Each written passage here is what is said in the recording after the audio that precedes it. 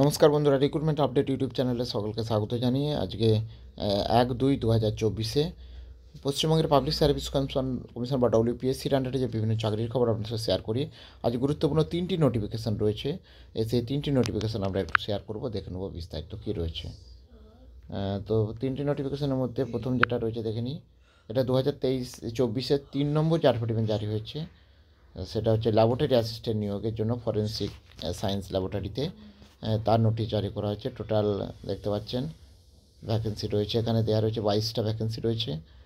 তো এটার জন্য যোগ্যতা যেটা দরকার, সায়েন্স ডিগ্রি থাকতে হবে, পাস সার্টিফিকেট, হায়ার সেকেন্ডারিতে সায়েন্স থাকতে হবে অবশ্যই, এটা কজন ইউনিভার্সিটিতে ডিগ্রি সায়েন্সের যে কোনো সাবজেক্টে ডিগ্রি থাকতে হবে একটা, এবং 1 বছরের এক্সপিরিয়েন্স থাকতে হবে অ্যানালিটিক ওয়ার্কে সায়েন্টিফিক ল্যাবরেটরিতে।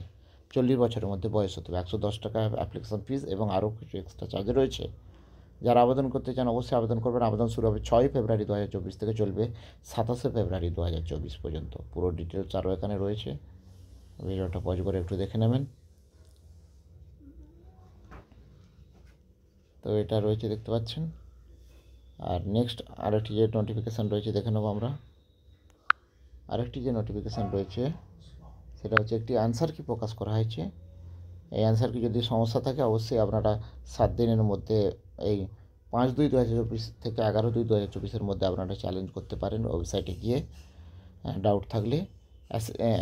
অ্যাসিস্ট্যান্ট ডাইরেক্টর অফ এগ্রিকালচারের পরীক্ষা 2023-এর, যেটা পরীক্ষা হয়েছিল 20-1-2024-এ, 2023-এ 5 নম্বর অ্যাডভার্টাইজমেন্ট, তার অ্যান্সার কিটা রয়েছে। ভিডিওটা পজ করে একটু দেখে নেবেন। এটা প্রভিশনাল অ্যান্সার কি 100টা প্রশ্নের,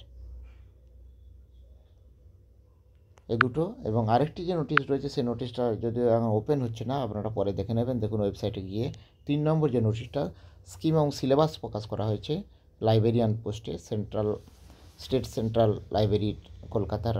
এই 2020-এর 10-এর 3 নম্বর অ্যাডভার্টাইজমেন্টের সাপেক্ষে তার স্কিম সিলেবাস প্রকাশ করা হয়েছে। পরে এটা যদি যদি এটা ওপেন হচ্ছে না, তো যখন ওপেন হবে আপনার সাথে শেয়ার করবো। এই 3টি নোটিফিকেশান আমি শেয়ার করলাম, আর আপডেটগুলো অবশ্যই শেয়ার করবো। সঙ্গে থাকবেন এবং চ্যানেলটা সাবস্ক্রাইব করে নেবেন। ধন্যবাদ।